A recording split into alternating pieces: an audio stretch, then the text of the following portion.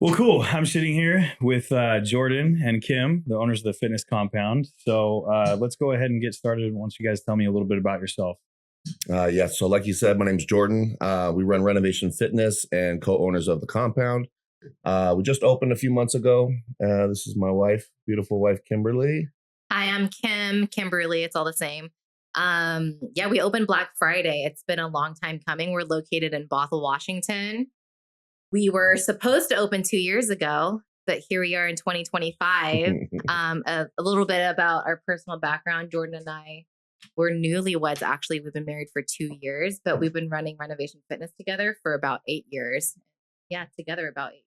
Yeah.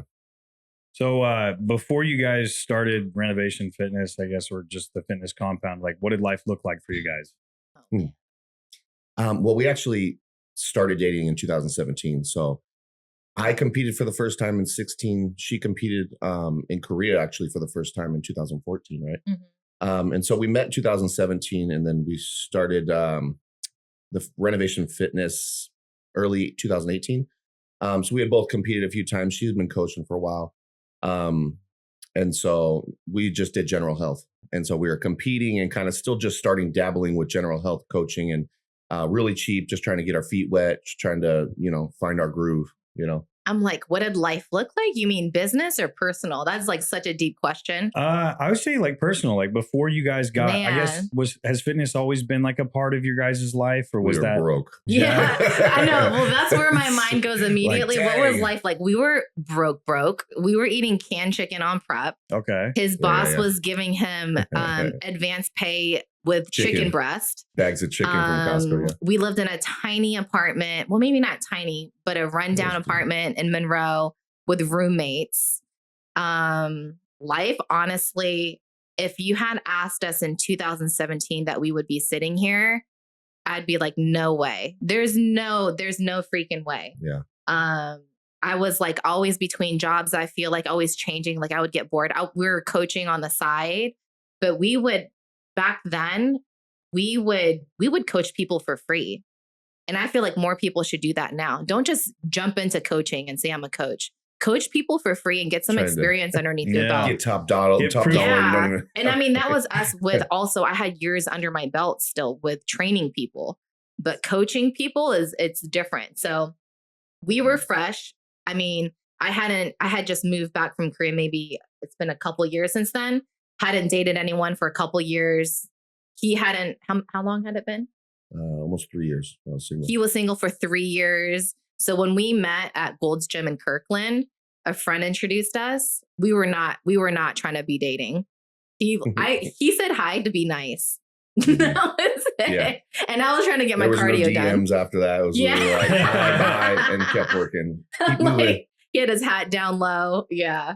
But things happen like fast and quick at the same time. Yeah. What was the catalyst, I guess, that like went from hey to now you guys are co-owners of a gym? He called me babe and I said no. Yeah. So so before I reached out to her, it was like I said, it was like single for like 3 years. So that 3 year span was like out of like a toxic relationship. And that was like my commitment to God was like, I'm just not gonna pursue girls. I did the Tinder thing right after, and I was just like, I'm getting nothing from this, Is that new information? No. But so I just like dated a few girls because I was trying to get my mind right, or off of that.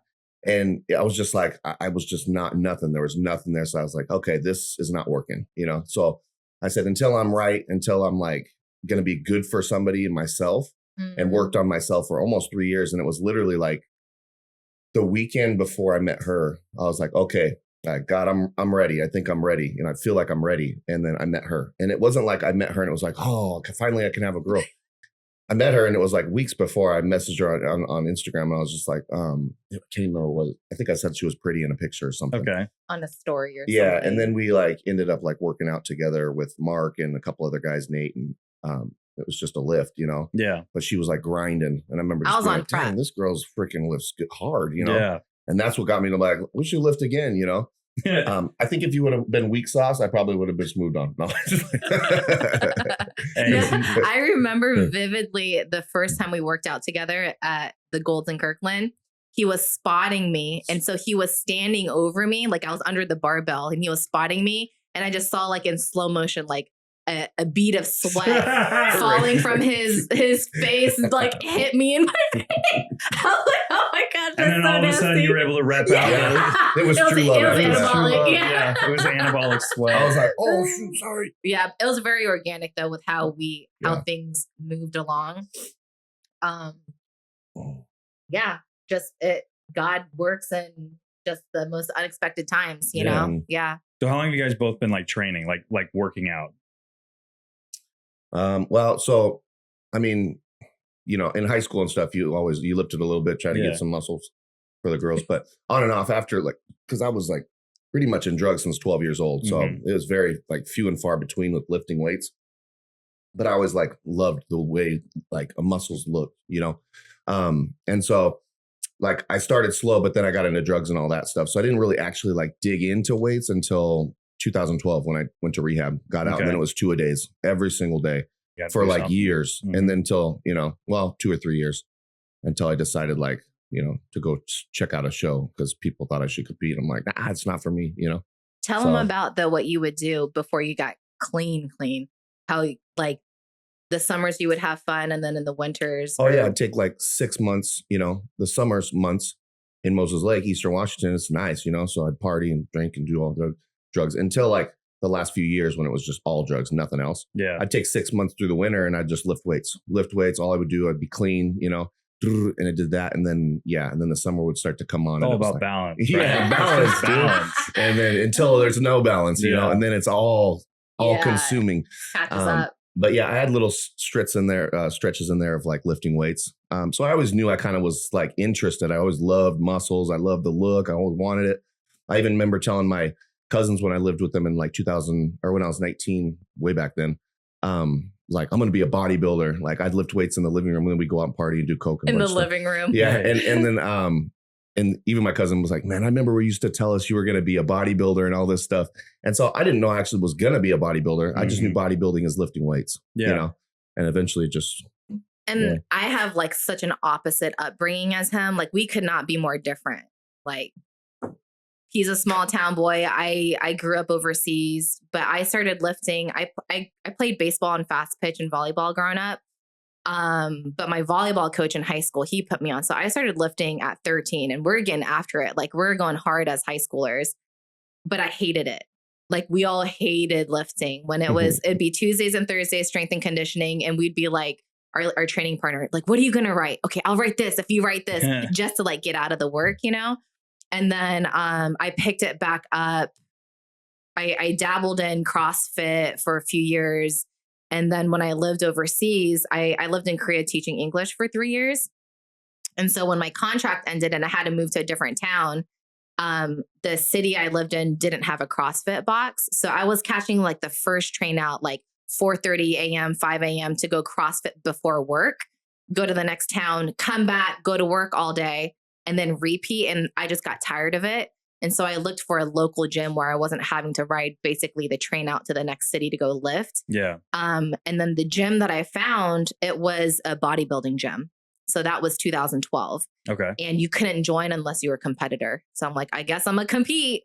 And then the rest is history. So you guys both basically started like really getting into training 2012. yeah. So Mhm. Pretty crazy. when you got clean, you went to rehab, right? Mhm. How do you think that being an addict and like getting clean and being a part of recovery affected your training? Like like the way you approached fitness in general. I know you said you did 2-a-days. Yeah. Yeah. That's a good I think that's question. just like that's just, okay. You take your whole day, every single day consumed with drugs and alcohol, right? You got nothing else on your agenda but to what I'm going to do and how I'm going to get it. Yeah. To basically, I remember thinking like, man, I'd have a $50 bill in my pocket for 2 weeks. And I remember pulling it out and just being like, this is so crazy. I've never been able to have money in my pocket more than like, you know, the 10 minutes to get whatever I needed to get. Yeah. So that was like a really cool experience for me. And that's kind of like one of the first like revelations I had was like, wow, this is like a whole new life, you know? But I think, what was the question again? Like, how do you think being in recovery, like a recovering addict or alcoholic, Mhm. like affects your approach to fitness? Do you think that your I guess, commitment and devotion to training and bodybuilding, competing is different than someone else who hasn't had a past dealing with drugs and alcohol? I think we have, just like in with our testimonies and like the way that we appreciate the things we have today, because of what happened in our past and all the things we went through to be where we are today. I think we have a lot more appreciation for that journey and where we are, and looking back and being like, wow, what in the world? But I do think that once I stepped away from that, I think it was just like, I already had it like in my heart that that's what I love to do.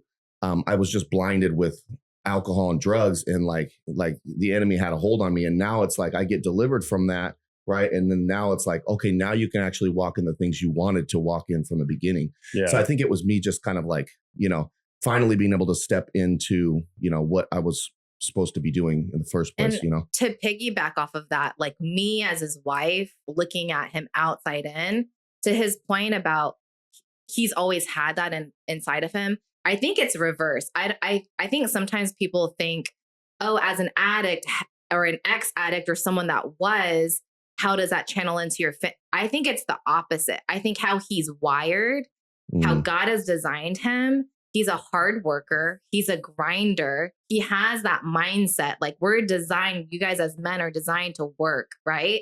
But it's just in the early years of his life, how he's designed, it got channeled into drugs. Yeah. But he's always had that innate ability and capacity to grind. But now that, like he said, he's been delivered from that, it's just now the same person who he is and how he's been designed.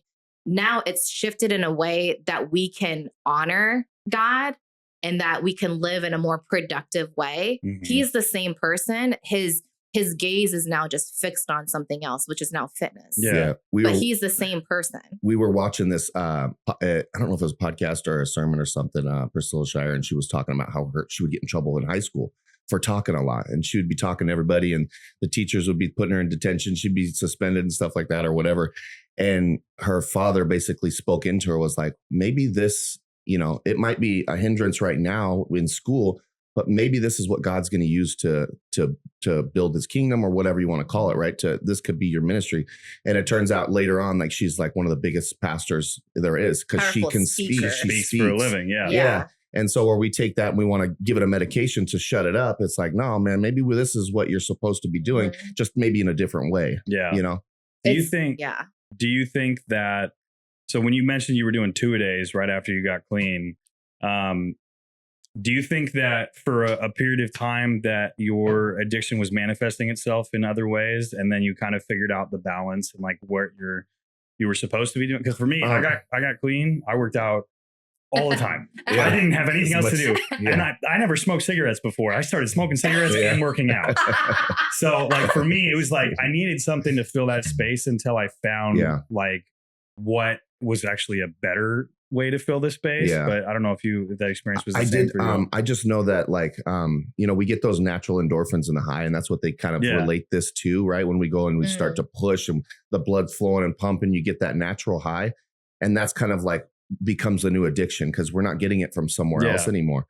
And so I kind of resonated with that when I heard that. And I was like, man, that makes sense. Because I do feel like that. I get out of the gym and I'm like, whoo, jumping up and down and let's go, Not so much anymore. Now I'm just like, oh my gosh, I need to go sit in the. I think it's because of the age. Yeah, it's starting to get older. It's not the same. Yeah, now it's like clean short, my house short when I come bursts. home from the gym. That was when I was taking the pre-workout that had meth in it, apparently. Jack 3D back in the day had all that kind. You do all kinds of stuff after the gym. Extra productive. Yeah, super productive.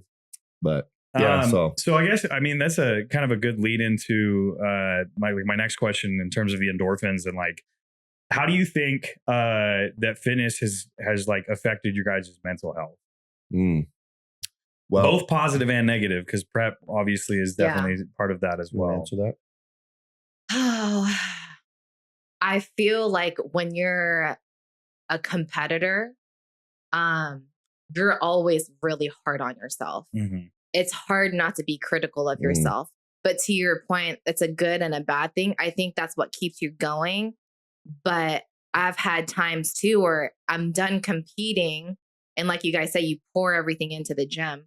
And then when you're done competing and you're like, okay, you almost sometimes feel like your purpose is gone. Yeah.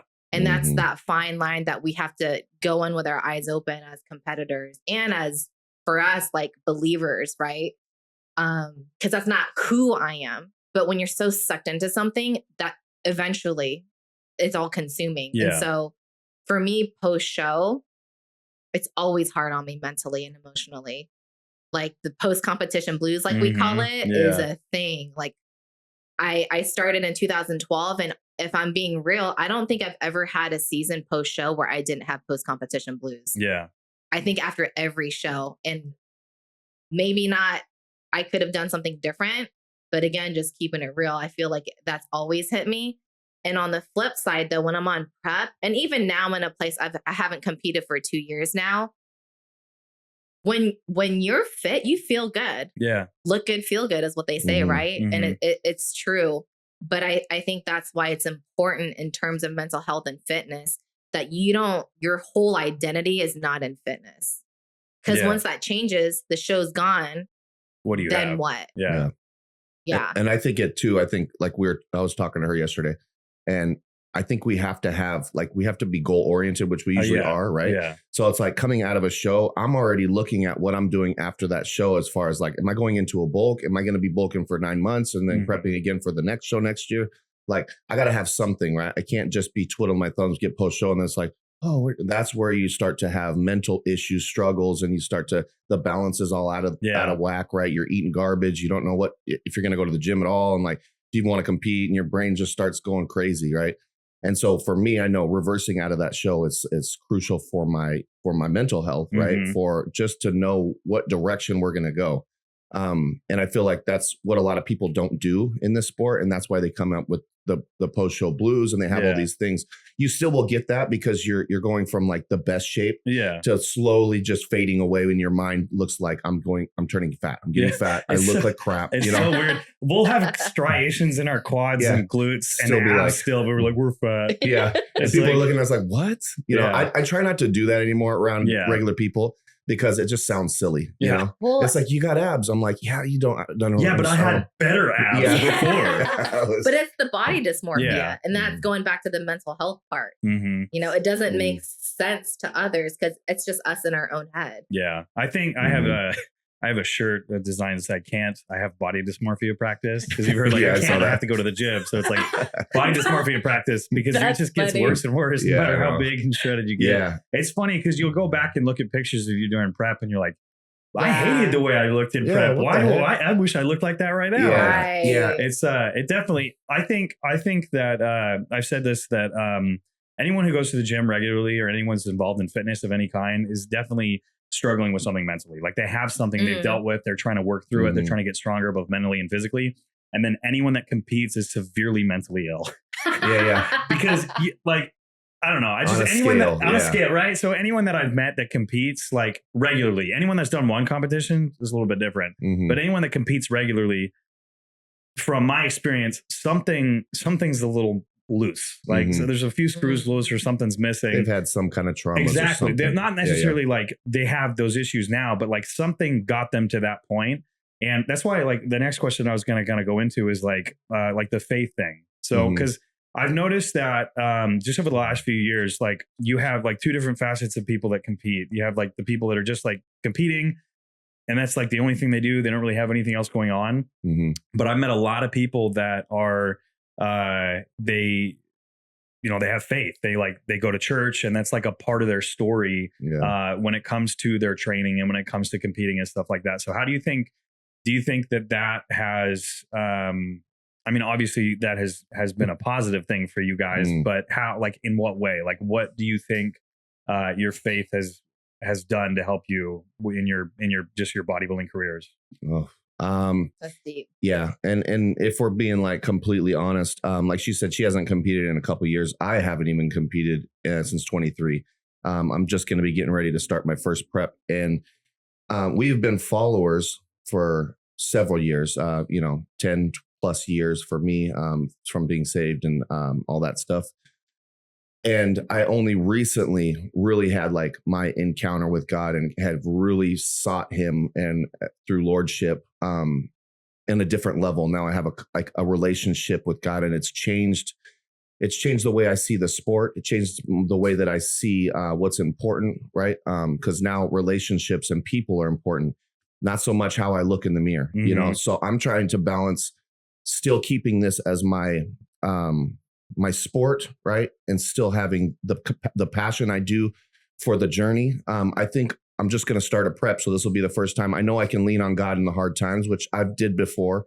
But just at a new level. And I'm just curious to see what my mindset and the way that I think through this prep actually, how it works. You know? I think a lot of people, especially when you get to certain parts of prep, that you're questioning yourself constantly. Like, can I keep doing this? I know with my last prep, I remember breaking down and crying in the shower when I was like a week and a half out. I was like, I can't do this anymore. My wife, you know, we had just had a conversation before about like how much my prep has like affected her life, the right? Family. And the family and the kids and everything. And I just remember sitting there like not having the mental capacity or energy to fix the relationship because I was still in prep. Like there was still going to be things that she was going to have to do. And like I was occupied. So I was like overwhelmed by that. But then like just even later, like 20 minutes after that conversation, like having that breakdown in the shower is like, I don't think I can do this. Like she was cool because she went from the conversation of like, hey, you know, this definitely is affecting me. I want you to know how much it's affecting me. To you can do this. We're this far in. There's no reason for you to stop now. Yeah. And I think for me, it's been a blessing and a curse to be able to have that mindset of, I said I was going to do this thing. I'm going to do it regardless, which has been great because I've been successful at it, but also not great because it has ended up causing some like damage that I have to repair afterwards, just with like friends and family relationships, physical, like health wise. Like, so I think, like I'm very interested to hear from you through this prep, like how being able to lean on God is either gonna like make it easier or just like make it like make you more convicted in like what you're doing. Yeah. And I think that it's gonna be a whole different ballgame because like I said before, it's like I would listen to worship music on cardio. That's the only thing I could get through my cardio without like thinking about other things, you know? So I could just do that and the cardio would fly by. It all gets difficult the last 2 or 3 weeks, like no matter what, right? But it's how we act during that period of time, the person that we are to people at that time. And so that's going to have to be a constant prayer for me. And that's something that I'm going to have to continue to pray about and to think about and to remind myself about every day, because just like when we start to get off a little bit, we can see, we can feel, we can hear the things we're saying. And we're like, oh man, I need to take a few minutes and just kind of listen, you know, get my mind right so I can be who I need to be with people in my circle or in my gym and stuff like that. As your wife, hearing him say that right now, it's so refreshing because we fall short as people, right? And like you said, when you're on prep, it's hard on the whole family. It's hard on the kids. It's hard on your spouse. But hearing him say that is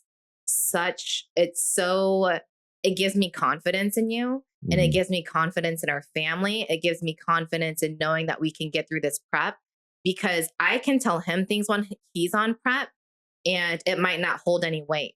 But if I know that my husband, when it gets hard, that he's going into prayer and he's leaning on God, I have confidence in God. And so that makes me feel, and that's even in our marriage. Like we both come from broken homes. If my faith was in like our history, our family history, I'm like, oh, we're screwed, screwed. But because of where we stand in our faith, I can also have confidence in our marriage. Right.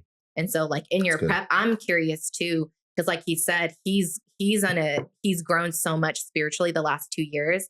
So I'm very curious to see how that's going to translate on this next prep that he goes into. I think it's all like the same concept if you break it down to like progressive overload. Like, you know what I mean? Like each time that you do a prep, it becomes easier and you have these different tools and you have these different things that you can use. That's and good. So now you have this. And so when you go through this prep, afterwards, you'll look back at it and say, okay, there's these things that I liked. These are the things that I didn't like. Here's what I can build upon. And it just makes it like you have this other tool in your arsenal that you may have had before, but it's even better now. Yeah. It's like, it's, I mean, a little bit of that, but also like we're dealing with the clock too. Yeah. Right. So as we get older, our bodies start to want to do less, right? They're just, it's harder to move. It's harder to do cardio. It's harder to do all these things. So I'm balancing like, God, give me strength. But also like, where am I at in my timeline? Like how much farther can I push this before this starts to be detrimental to my body? You know? 41. And so, I'm 41 right now. You know, I've been competing since 16. Time, bro. You know, so I'm like, you know, and my new coach that I got, he wanted me to do another bulk, and I've already been bulking for almost 2 years, going on now 2 years. And I'm like, bro, I have to compete. Like I'm a competitor. If I'm going to continue to do this, I have to do it now. Yeah. Otherwise I'm just going to quit. Like I'm like not as invested. I feel like I mentally, spiritually in that as I once was, but I know that I'm in a good place, and I've been bulking for 2 years, and I know I'm going to do a lot better. Yeah. So, So how do you go ahead? I was going to say, to your point though, about progressive overload. I like that analogy that you use, because what came to mind was in Romans 5, when it says, rejoice in your suffering, because in your suffering produces endurance, and through endurance produces character. So over time, as we're going on prep and going through this process, we're building character. So if you're doing it right, yes, season to season, we should have an increased capacity to handle more and do it better. Yeah, that's good. Yeah. Which is, I mean, there's a lot to be said about that. I found that through each prep, other aspects of my life have become easier afterwards. Because if I'm able to do this while I'm depleted and with no sleep, or like, you know, young kids who don't sleep, so you're not sleeping very much, or like, you know, you're tired or whatever, like your brain fog, like things are not working as they normally are, that after that, things just work better. It's like, okay, well, I've gone through this period, this phase of like, whatever the phase is, and now it's giving me more tools to be able to do more. Yeah. So it's like, that's good. When you, going back to like the marriage thing and the relationship, in your experience, or like your opinion, because you're a coach and you've worked with a lot of people who compete and who don't compete, lifestyle clients, what's something that like most people don't realize when it comes to being a competitive bodybuilder? Like in like, one, just being one of the people that's a competitive bodybuilder in a relationship, but like I say, two of you guys. Yeah. Have you guys ever done a prep at the same time? Yeah, we did 2008 Emerald Cup.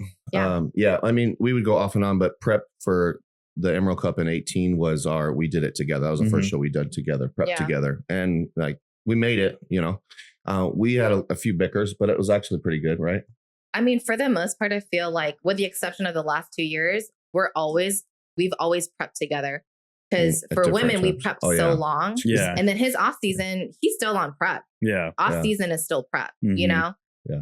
So, I mean, we've just always, it's always, and one thing too, that like we've both said, if we get to the point on prep where people hate being around us because we're hangry and grumpy, your time is done. Yeah. This sport is not for you. This is not in your cards. You don't have to do this.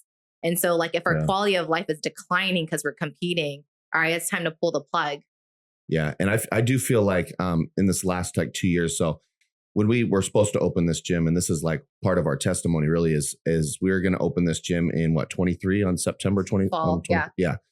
2 years ago, basically. And in those 2 years, like we were pretty much, it was a season of waiting. Like I said, we weren't training anybody. Like we weren't having money, wasn't coming in.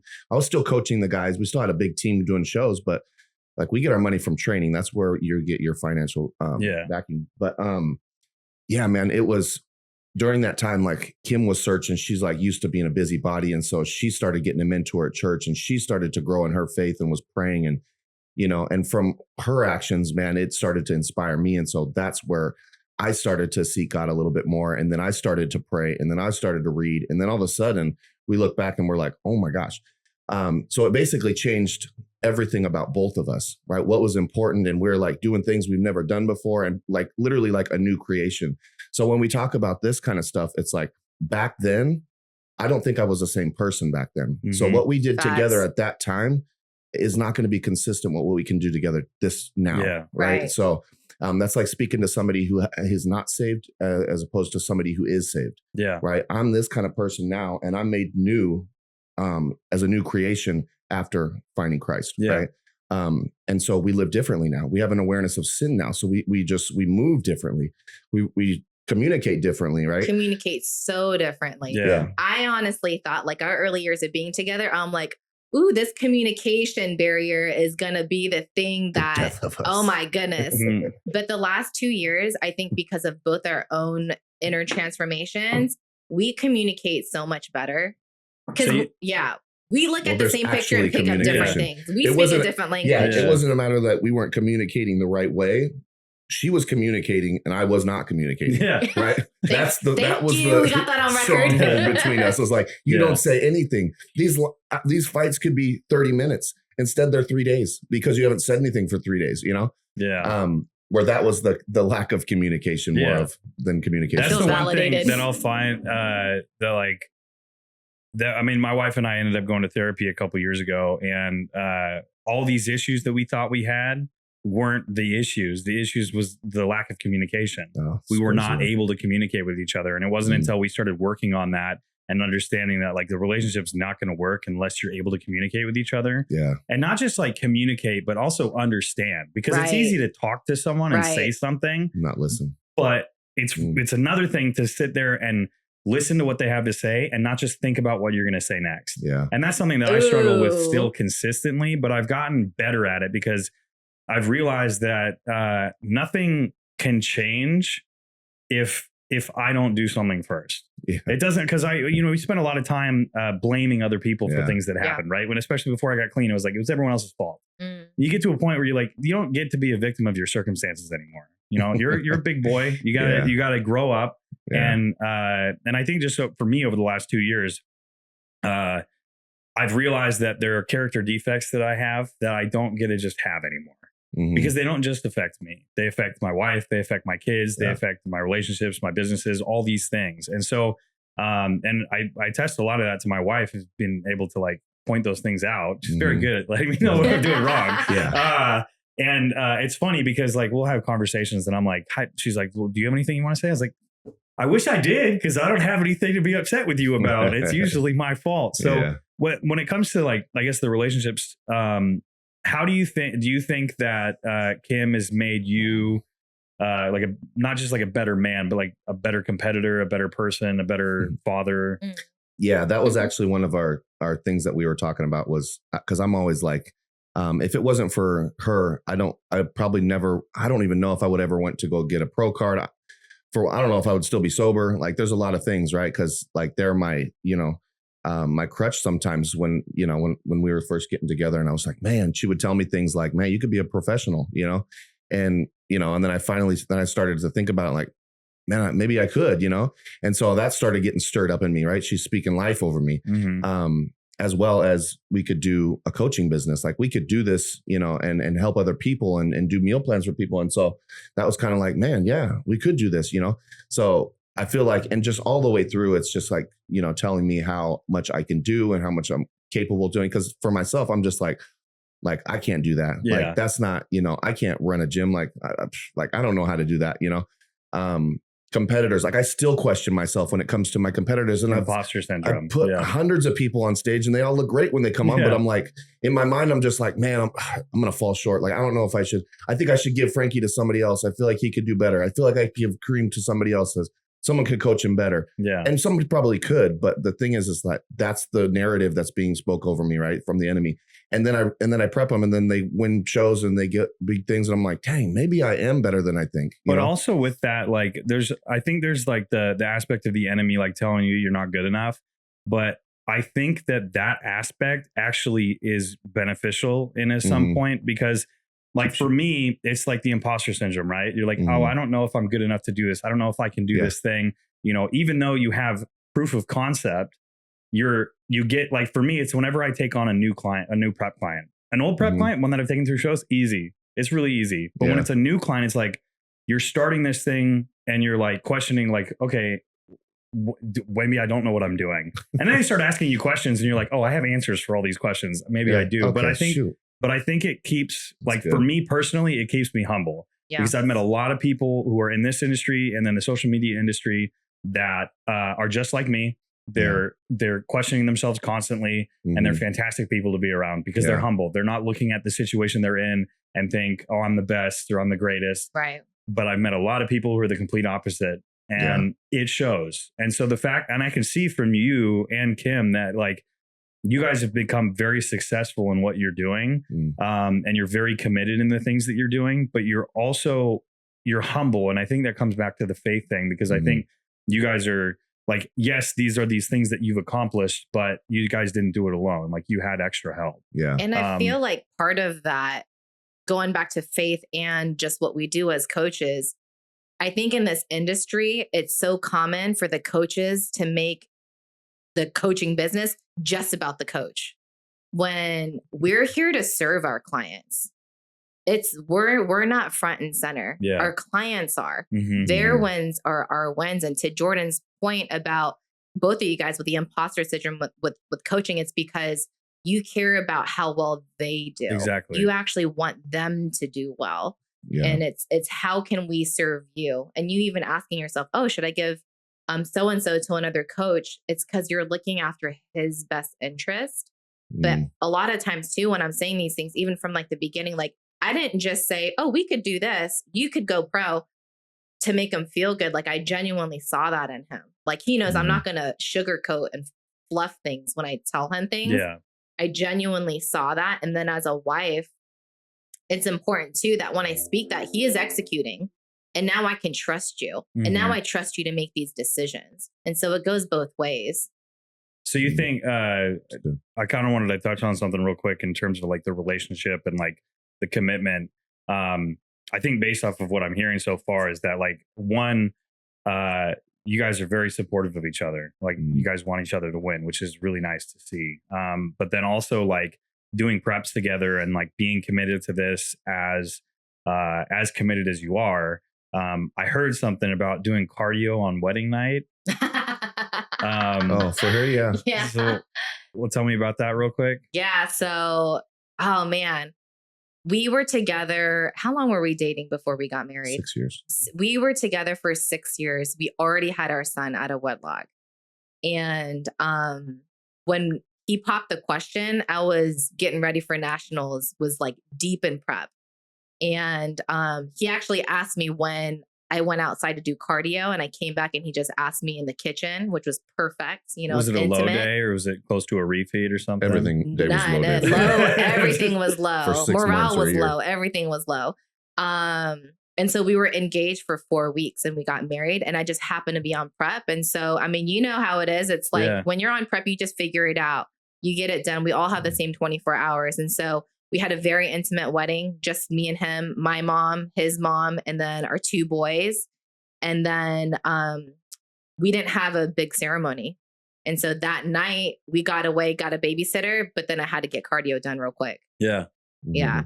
So I love that. That's awesome. Yeah. Like that, I think that that level of commitment, I guess, kind of leads into this next phase, which is the fitness compound. Like you doing that no matter what, because you have this goal, you have this thing you want to accomplish. And now you guys have this gym. And you mentioned that, you know, it was supposed to open 2 years ago. And I think after like hearing what you guys had to say is that like, that was the plan, but it was supposed to open when it did. Because through that period of time, I don't think, I don't know you guys super well, right? But based off of what I've heard so far, I don't think that you guys would be in the position that you are if it happened on your time. 1,000%. Oh, yeah. 100%. And that's part of our testimony. So that's literally what like I've been telling people from this last like year and a half, 2 years. Like we trust in God's timing now, more so than ever after what we've seen, right? Yeah. And what we've experienced on our own. And, you know, knowing that like, wow, why did this take 2 years? And then now I can go, oh, well, I wouldn't be in the position I'm here to use this as my ministry now if I didn't have that 2 years to be molded and shaped the way that he wants me to be, right? To be able to learn and to grow in my relationship with him. So I can know what he wants me to do, right? Which is ultimately to bring more people to him. And just to be a light for other people in this space, right? And just to have a space where we can talk to people and help people and do that kind of stuff. But that would never would have happened if we would have opened that September. Yeah. And I always say like, it's not to say we were ever bad people. We might have done great, you know, but we wouldn't have been able to serve him the way that we can now. That part. And that's where we go like, wow, if he hadn't have orchestrated it that way, we wouldn't be sitting in the blessings that we're sitting in. And I think he did. I mean, he put the people, all this whole gym, everything comes down to relationships. Yeah. You know, what we did with the relationships we had before to even create this space, right? If we didn't have a relationship with Scott and Jeanette, right? If we didn't serve them as their coach or their trainers and create a relationship with them where they trust us and they want to help us too, so right? Scott and Jeanette, for people that don't know, are our business partners. So Jordan and I, we're co-owners with another couple, and we met them through coaching. But to his point too, with the 2-year wait, like God is not slow to fulfill his promise. It says that he is not slow to fulfill his promise. And so this gym, it's not just a goal that we had and now we are gym owners. This is part of a big dream, something that we thought wouldn't happen for years down the road that God expedited.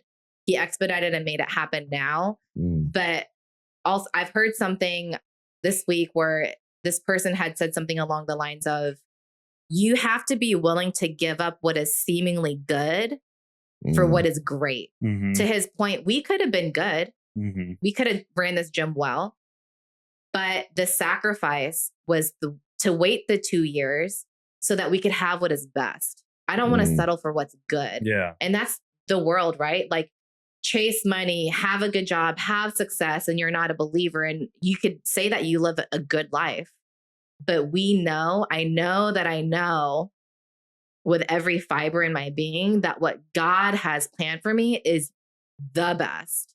And so I don't want to settle for what's good. And so I know that, granted, the timing of the gym opening wasn't in our control anyway, but I'm so grateful that God made us wait, that we could be more equipped to have things like he has Bible study in our gym every other week.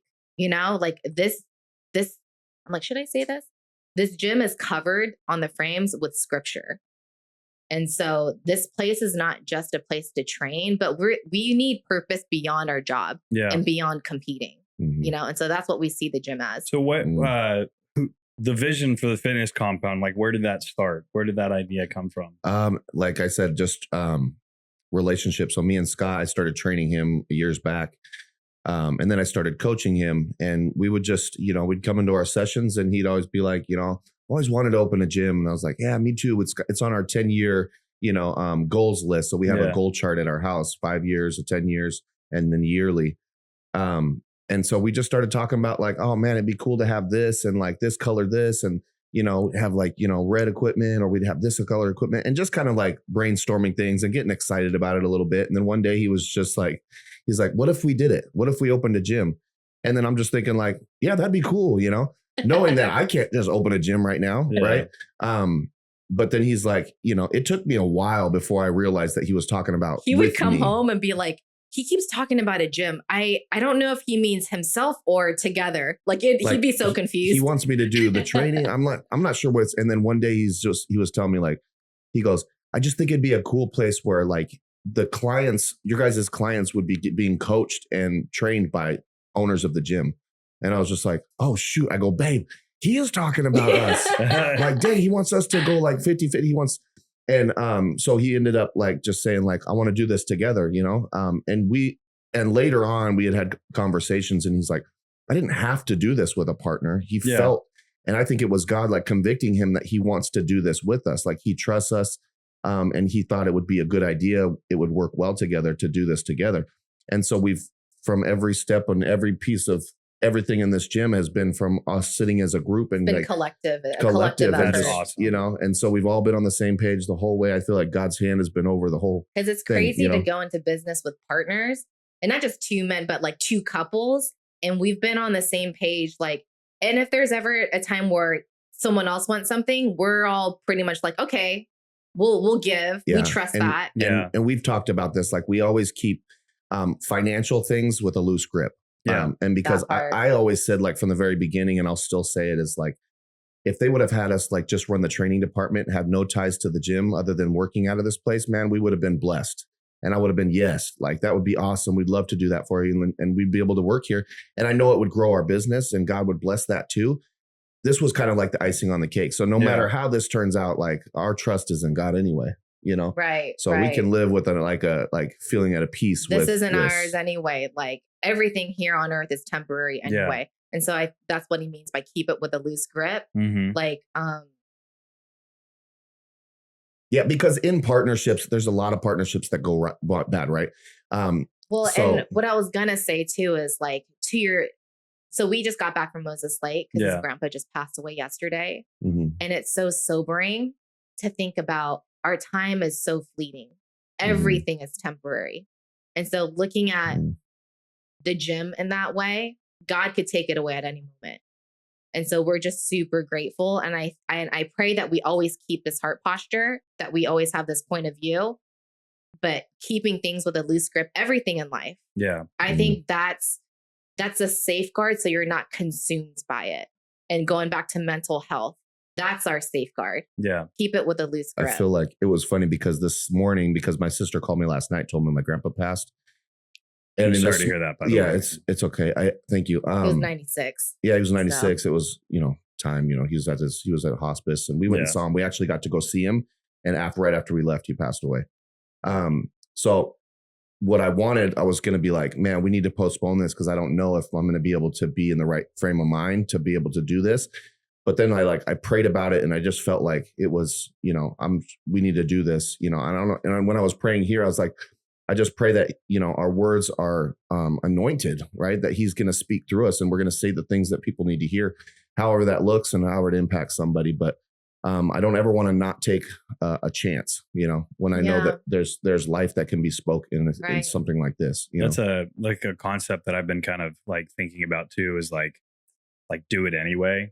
Because there's a lot of times that we don't want to do things. That's so good. We don't feel like so we don't feel like it. We don't want to go somewhere. We're tired or we have a lot of stuff going on. That is so good. Never regret it. Simple. Every single do it time. Anyway. Because here's the other thing. It's not just like, okay, I did it. I said I was going to do it and I did it.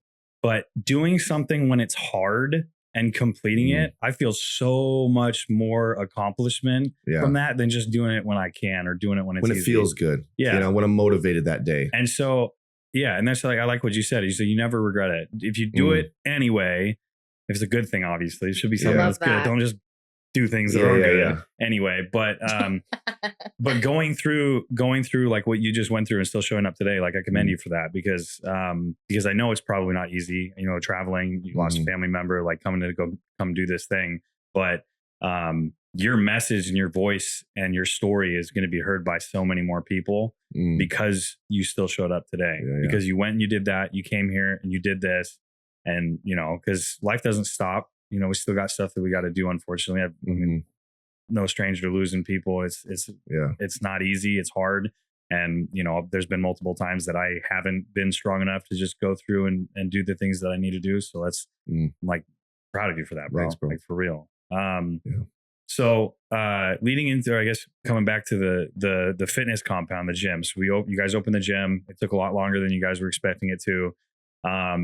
What makes the fitness compound, other than what you've already said, like what sets this place apart from any other gym that you've been to? Funny. You want to answer that? Everything. I stay humble here. Okay? I do think that because of the relationship built, right, that made this space, the way that we've been able to pray over this space, the people that we've chosen to work the desk and be trainers at our gym, everything is intentional, right? It comes down to people. And serving people. That's what we've always figured. So we want the moment that they step through the door, they're getting greeted, right? The way they should be, people should get greeted, right? With a smile and like, we actually care that you're here. To going around the corner and obviously seeing the gym in its entirety is pretty much breathtaking for someone that loves gyms. Beautiful. And it's so pretty and it's just like pretty. So cool. And then to be able to be greeted by the trainers or even the owners with the, how's it going? Like asking you about your day and like actually greeting you too as well, not just standing in the background like I own this place. Yeah. And I just feel like with our prayers leading into the opening, with this, just having the Spirit present and just have God's hand in this area, in this space, and using us in this area, that I just feel like it's been blessed. And our I guess one liner for the gym is be set apart. And so not just with the fact, again, that it's a gym, but like you said, most people that come to the gym, it's because they're battling something. And I think specifically in the Pacific Northwest, people do not say hi. It's the Seattle freeze. Like no one says anything. And so we just got back from New York this week. When you're in the city, you're so in each other's space. You're gonna be next to someone, whether you want to or not. But because of that, I think by default, people are a little bit more open to even just chatting and talking. Cause again, you're in each other's bubble. Out here, we live in such excess. It's so easy to isolate and just have your own space and not talk to people if you don't want to. And so something as simple as just engaging with someone. Like I truly hope that when people come into the gym here, that they can feel that. Some people work from home, like post-COVID. The only time you talk to anybody is when you come to the gym. And so like every gym has equipment. Every gym has weights, barbells, dumbbells, whatever. And we've heard this. And so I feel like I could say it. When you come in, something feels different. Something just feels different. And so again, I hope that we can just continue to carry that atmosphere in this gym, being set apart. In the fitness industry, but also spiritually being set apart. And so that's really what it comes down to for us. Because I feel like we're called to be the light in dark spaces, right? To be the light for people in dark spaces. And the world is dark. This area is dark, right? So to be able to come in here and get something that you don't experience out there and it's different, right? It might take you a second to warm up to it. But eventually you're going to warm up to it, and it's like I say, one bad apple can change the whole atmosphere. One person at the front desk that greets you and says, or doesn't greet you and it's just like, yep. Or is in a bad mood. And literally it'll take that into you. You'll take that with you into the gym and be like, man, that guy was like not, his energy was bad, and all of a sudden now you feel off, and instead we want to do that the opposite. You get good energy. And if you hit good energy here and then around this corner and at this corner, man, by the time you go change your clothes, you're like, man, I'm ready to lift, And it's so much easier said than done. So I think from a business standpoint, it starts from the top and it trickles down. So we are trying our absolute best and we have our bad days. I have days where I get super irritated with people, right? Let's be real. But it starts from the top. And setting that standard and keeping people like our staff accountable for that standard. And even with how we handle escalations, like with policies, like we have to be consistent because as a small business and especially like independent gyms, it's so easy to be so lax and chill and make exceptions. And then before you know it, these little bad habits have compounded and it's hard to rebuild your reputation. Oh, I'm very aware of that. I've just experiences with gyms and everything. It's like it's you get close with people, you become friends with people, and then there's like these boundaries that you're like, well, it's not that big of a deal or not. I'm pretty sure that there's probably like 600 or 700 stringers that never got paid for it. But no, like I commend you guys for that because I think, and you guys probably know this just from like being business owners, is you have to do that. Like you can be friends with the people that you work with and be tight with the people that, you're partners with and your employees. And like, you don't have to be this like overbearing, like boss, but you have to have these boundaries and you have to have these standards that you keep. And I think as business owners, you have to be able to have those and not have it negatively affect your business. Right. Because I've seen some people that are like pretty hardcore about what their rules are and stuff. And people don't want to work for them. People don't like it. And then I've seen, and you guys probably too, the other side where everything's a big party and things don't last very long when that's the case. So we've definitely had to balance like, and this is crazy because I was just telling a couple of clients the other day, it's like, I have to balance like, the new me, right? The way I am and I want to be, with still being a coach that people respect, right? And I want to have relationships that are tight, but I have to keep them at a distance. Like so with clients, and I've experienced this when I get too close with a client and they're prepping for a show and they're hurting and they're in pain and they're starving and like I have this soft spot for them, so I give them cheat meals. I make them trying to make them feel better, and I'm like, man.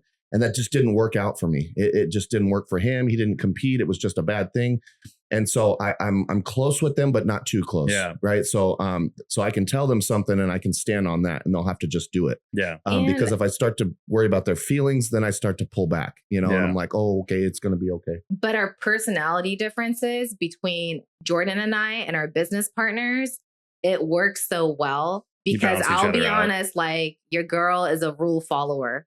I'm going to implement the rules. Mm-hmm. Jordan is really great at gathering people and like community and kind of being a little more laid back with things. And so there's a really healthy balance there. Definitely more like giving and like, oh yeah, you can work out. Just come in. You don't have to pay. And then I'm like, who's that? You didn't charge him? I'm like, he's my friend from over here. You know? Yes, and then, I heard about that. And then Scott's the same But way. good. He's like, Scott, his friend's just like, oh, it's cool. Just go. And then, Jeanette's who like, are you going to catch at the front desk? Have to pay, you know? So they come to me and Scott, you know, hey, we're going to be in town, you know? It was when the first day that I lifted here, we came down here so we could film. And I don't think we are going to use any of the footage we filmed because I ended up just talking to Scott the entire time. I saw we got a couple good pieces, but it was cool because like when at least my experience with what I do is that sometimes I'll go to places and they won't make me pay immediately. Mm-hmm. But I always try to. I never go anywhere expecting because of what I do that I'm going to get free shit. Yeah. If anything, give the free shit to someone who doesn't have money. Right? Yeah. Like, I don't know, but I've always felt that way. And like, obviously, there's been other situations in which I've been like a partnership situation, right? It makes sense to have that be the case. But like when I came here, I was like, I'm going to pay for the pass and I'll pay for a membership, to be able to come down here and train. And halfway through the lift, Scott's like, you got to pay. I was like, bro, what the, why? Yeah. And obviously we haven't had a discussion about anything about that after that. But like, I was like, his deal obviously was like, he's like, if you just want to tag the gym or whatever. I was like, yeah, that's fine. Which is great because that's a good business move on Scott. Yeah. And see, that's the thing is I've had experiences where I go into each situation as if I'm just like, I don't do what I do. Right. Mm-hmm. I go into each situation and just expect that I'm going to pay like everyone else and be treated like every single other person. Humility. And there's some instances in which I've had people going into a situation where I've expected that, okay, I'm going to pay like everyone else. I'm not going to get a discount and maybe charge like everyone else. And then the person on the other side of the table is like, okay, yeah, so I'm going to let you come in for free, but you have to post. And I'm like, I'm just going to pay. Like, that's not how we're going to do this. This is kind of weird. But I don't need your $20, Yeah, just right. I don't want to have, I'll pay. I don't want to have deliverables for I want to just go straight to the gym. Like, I don't owe you. Just let me pay. But so I guess when you're talking about like, so you have like you balance each other out, right? You have like, you're, like cool. So you can talk about being close with the clients and stuff like that. So you do team lifts. Mm-hmm. Like how do you think your team lifts has affected you as a coach and like the community of clients that you have? Oh, yeah. And this is why I do them. Right. And I like to tell the guys, like, we're going to train hard, but the reason that we do this is fellowship. Yeah. I want these guys to meet the guys that's going to go on stage with them or the people that are going to be in the gym with them. I got guys that are in their 50s, older guys that are coming to team lifts now, just general health people. They're not competitors. Love it. And they're literally like, that was so great. Like I met so many people and, so we have this big group of guys and our core guys that have been with for years, Kareem and Nick and Tim, they all are just good people to the core of them. And they're inclusive, right? They let everybody come in, they're teaching, they're showing people, they're pushing each other.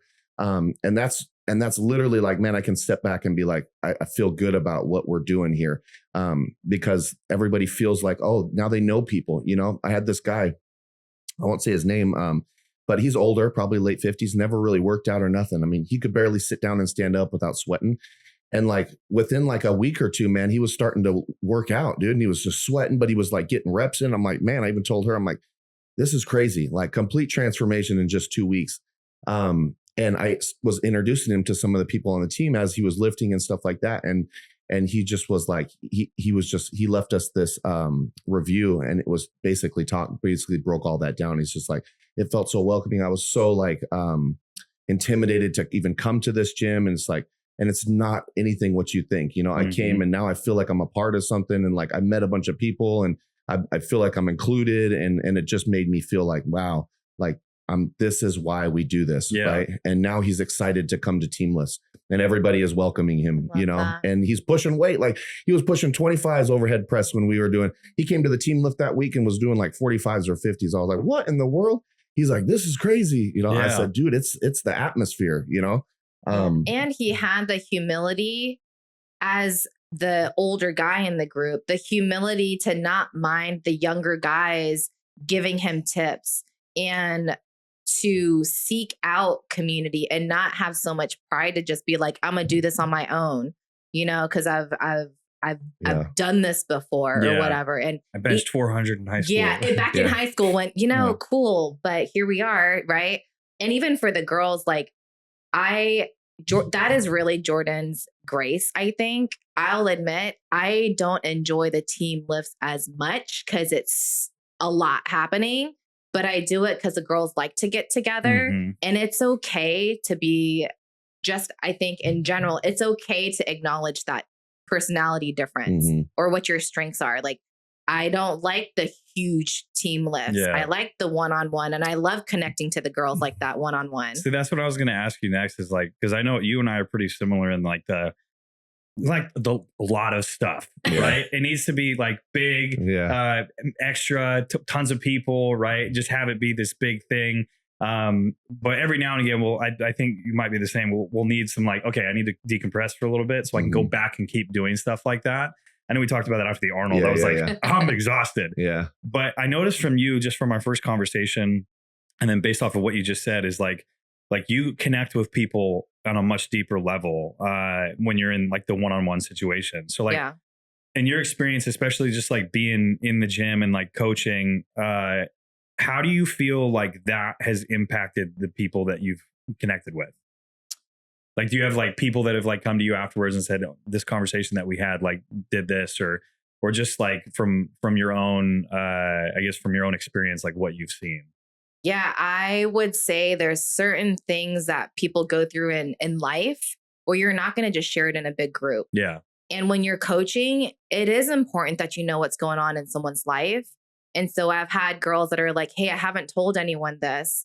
And then they share something, but that also positions me to be able to coach them and mentor them in a more effective way. Because now I get a full picture. It's a more holistic approach, right? Yeah. And so I appreciate that. And also just me personally, I feel more authentic when I do that versus trying to put on a face for a big group. I really do enjoy the deeper one-on-one conversations. And then I don't have to pretend talking about the weather. I don't really care. You know? So, no, I get that because I go through back and forth, right? Like when I do like events, right? It's cool to have like a bunch of people there and line up.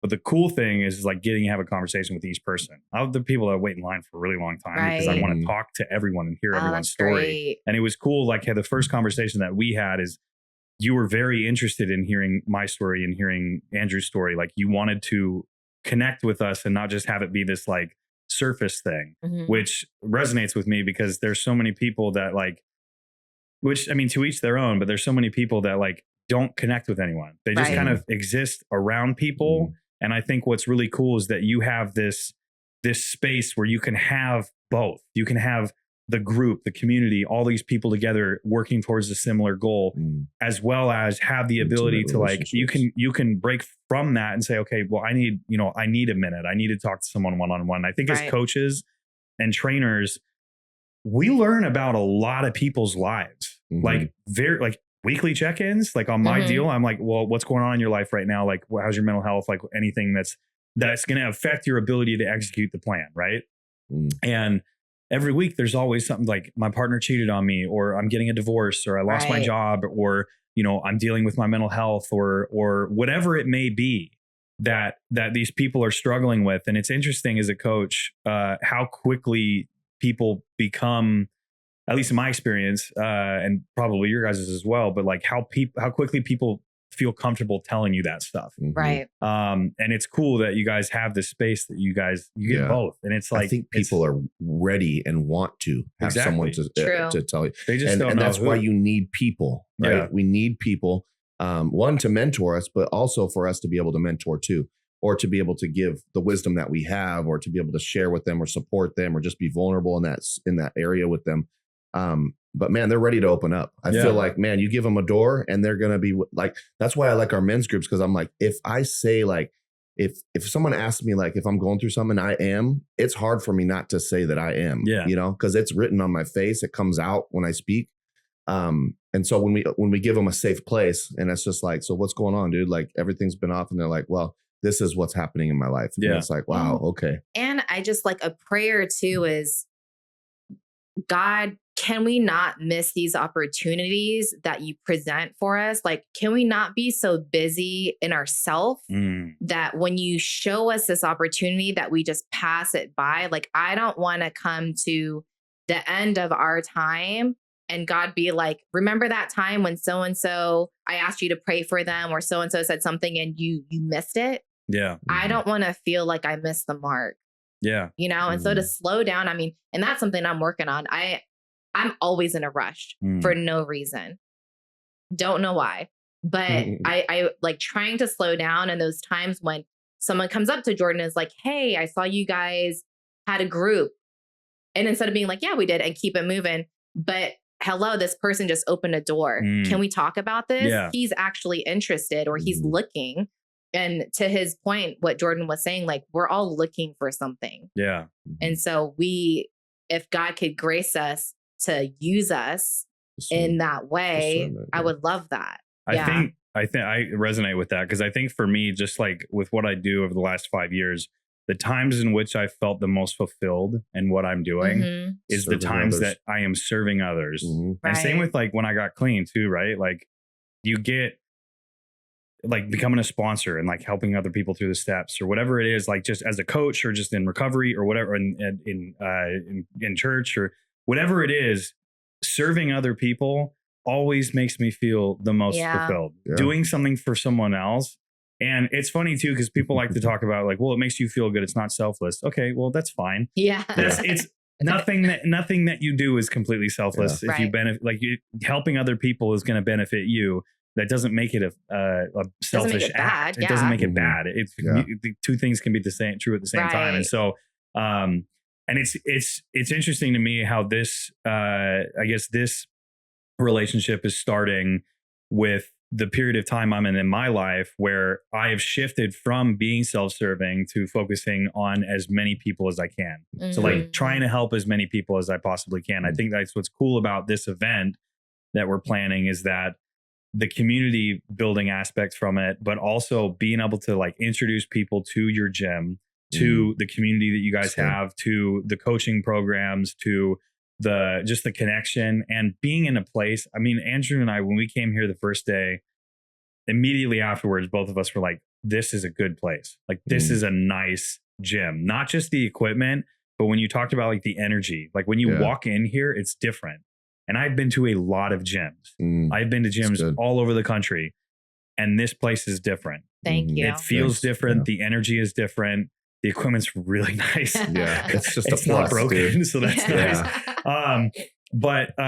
And you know, there's some people that may not matter. Some people just they want a place to like go train and have like, you know, like weights, just equipment or whatever. But I think to anyone whose fitness journey is to help them combat something or to get through something or whatever it is that they're in here for, I think that this place is going to affect them in such a positive way that other places wouldn't. 24-hour fitness is great. They have weights.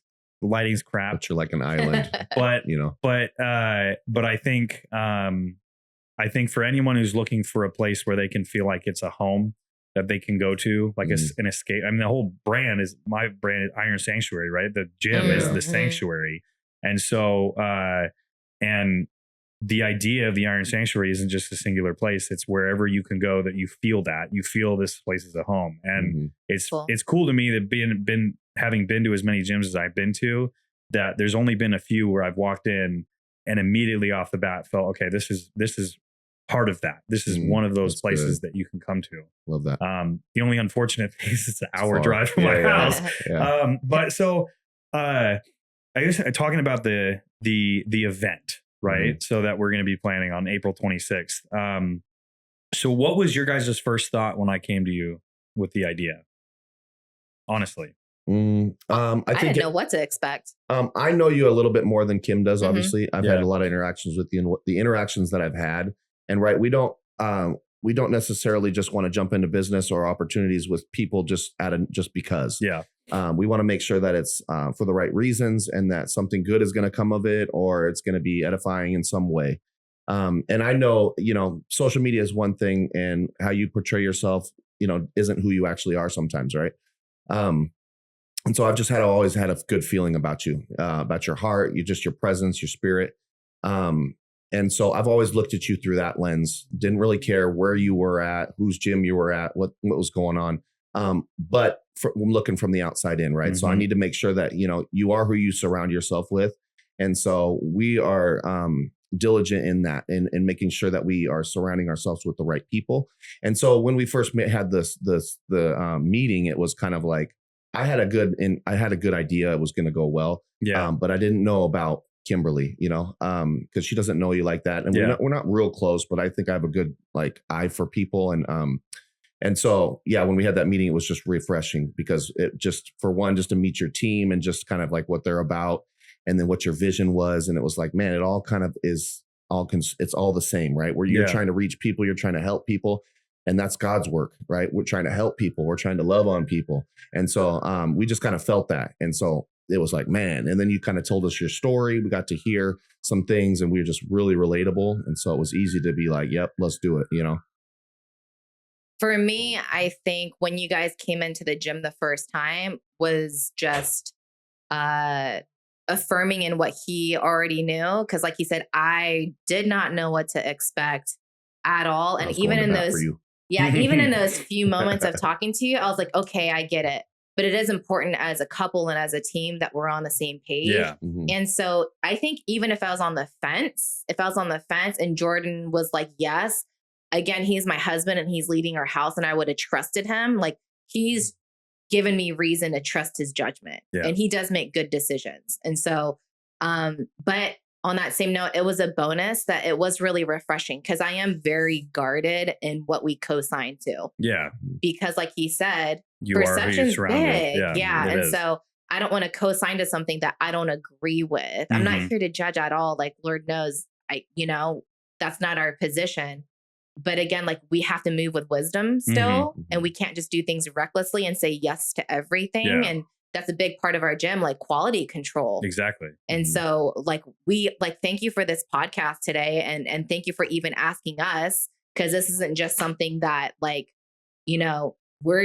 him and I are doing, like we're all doing this. And so it really is a great opportunity. So we appreciate that and the time for all of you guys. So the event that we're hosting at your lovely gym is the first of hopefully many, and it is fighting mental illness one gym at a time. So the tagline for my brand obviously is fighting mental illness one rep at a time. And what we've realized is that a rep isn't just like a rep in the gym. It's anything that you do on a regular basis that compounds to something and compounds. Perfect segue. Hey. The fitness compound being the first gym that we're doing this. The idea is to build a community of people and get people connected that are struggling mentally, are struggling with their physical health, are struggling with their faith, whatever it is that they're struggling with, they can come to this place and not feel like they're alone. So I'm very, very excited to partner with you guys on this event. I think it's going to be a really cool experience.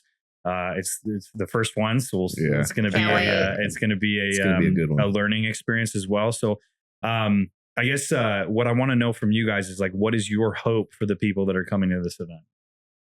Oh man. My hope is one that just the experience is good, right? They have great experience. They meet good people, that they feel like they have an outlet somewhere to come and they can, speak to people. And not only that, but just being able to see that there is a place, right, where like-minded people are dealing with same things, right? And that this is like a safe place for them, whether it's a first time coming to the gym or having ideas of maybe getting into it as an outlet for them, that what we have, and ultimately we have a safe place for them, Yeah. I kind of piggybacking off of what he said. Sometimes people are really intimidated when they just see our website or just our social media. So my hope is that people can come and, like he said, feel connected and comfortable. So many times people come here and they have the narrative in their head of it's so intimidating. But when they actually come, they're like, oh, this is great. It's a warm place. Yeah. And so that's my hope. And just for people to have fun. Like, come on, we're at the gym. Exactly. Yeah. That's why I'm glad we're going to have the challenges. People are going to, they're going to bench challenges, squat challenges, deadlift challenges. People are going to be moving some heavy weights. Be good. Switch it up. Be a good experience. Cool. Yeah. Why don't you guys say what your guys' gym location is, all that kind of stuff? Okay, so we're located in Bothell, just under the UW campus. Our address is 10700 Woodinville Drive. And yeah, we're just right here by the freeway 405. So parking can be a little tight. We do have a parking garage. There is parking up top. There is a coffee stand that is right next door to our gym. That entire parking lot is also for members to park at. And overflow up the street, there's a park and ride. So you got some options there. And carpool, come on, people. Well, yeah. So thank you for your time, guys. Course, this has been a really cool experience. Great, it was very interesting hearing you guys' stories and getting to know you a little bit better. Mm-hmm. That's one of my favorite things to do, is just to get to know people, hear their stories, and hear where they come from. That's cool. Figure out what makes them tick, why they are the way they are. So thank you for being a part of this. And then I'm very, very excited for this event. Yeah, man. Me too. So are we. Yeah, we'll start posting. Yeah. Cool. Yeah, cool. First big event at our gym. Yep. So